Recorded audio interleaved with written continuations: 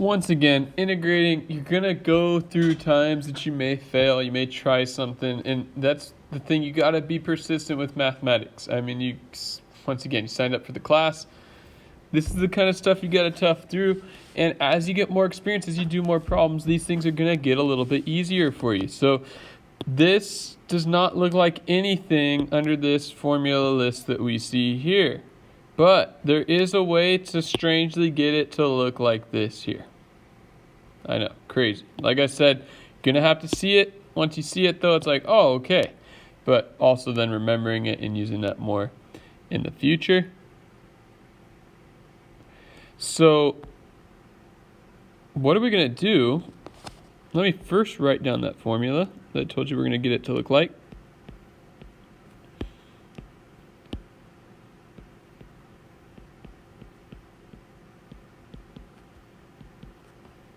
So the formula, this one here,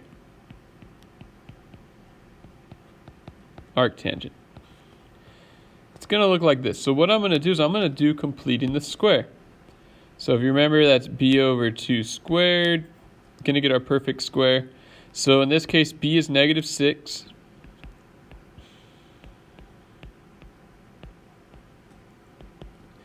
Which equals 3 squared, which is 9. So I'm going to rewrite this integral. I'm going to need a lot more space for this problem. I probably will just do one example.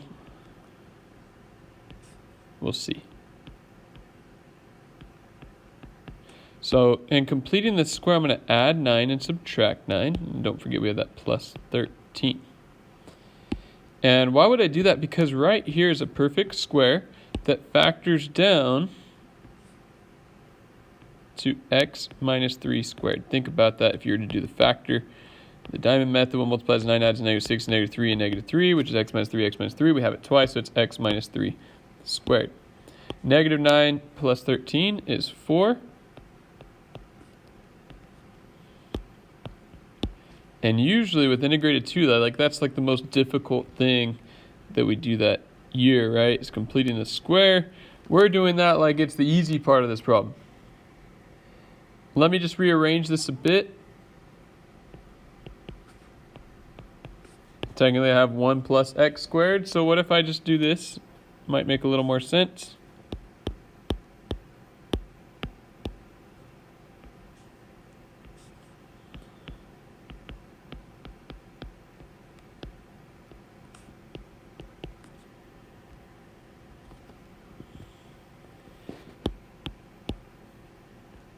So what are we going to do? I'm going to actually make this u. But before we make it u, the problem is this 4 right here. It's got to be a 1. If you look at the formula, it's got to be a 1. It's actually the hardest part of this whole problem is getting that to become a 1. How are we going to do that? Well, let's just factor a 4 out of the bottom. Let's bring it out to the front. And we might as well just, we'll bring it out to the front actually. And then that'll be a 1 now. So I'm factoring out this 4. So I'm going to divide everything by 4 inside there. So I divided this by 4. Also going to divide this by 4.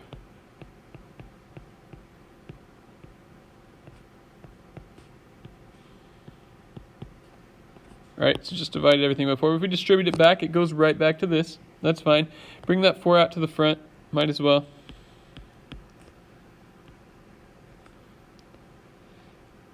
And then here's the thing. If you look at the formula, it's x squared. The whole thing has to be squared, right? So when we look at that formula,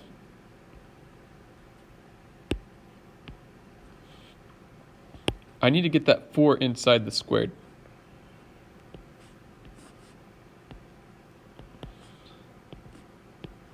In order to do that, I'm going to make it a 2.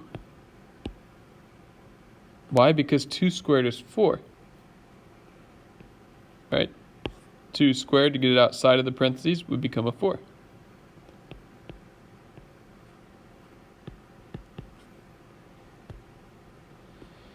So now we're finally ready for our u substitution.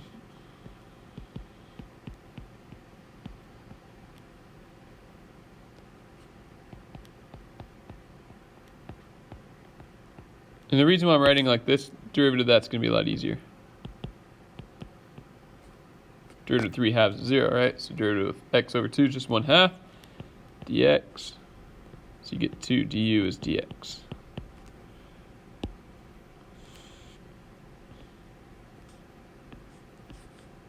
I don't know why I'm writing it so big now, because it's just going to condense down to 1 plus u squared times 2 du. Let's put the 2 out to the front.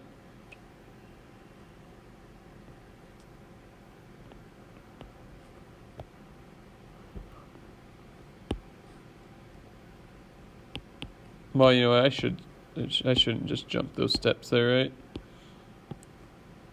This is our dx, so let's substitute 2 du in for dx. And then the 2 comes out to the front now. 2 over 4 will simplify to the 1/2.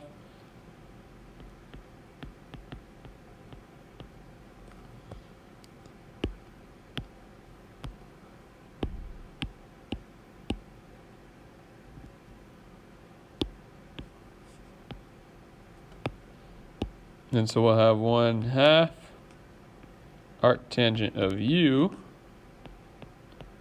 plus c, which u was x minus 3 over 2.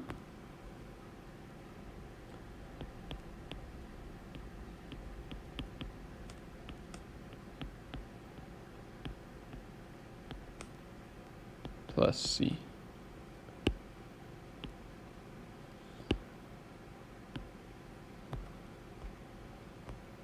Wow, that's a long problem. So I think that's probably good.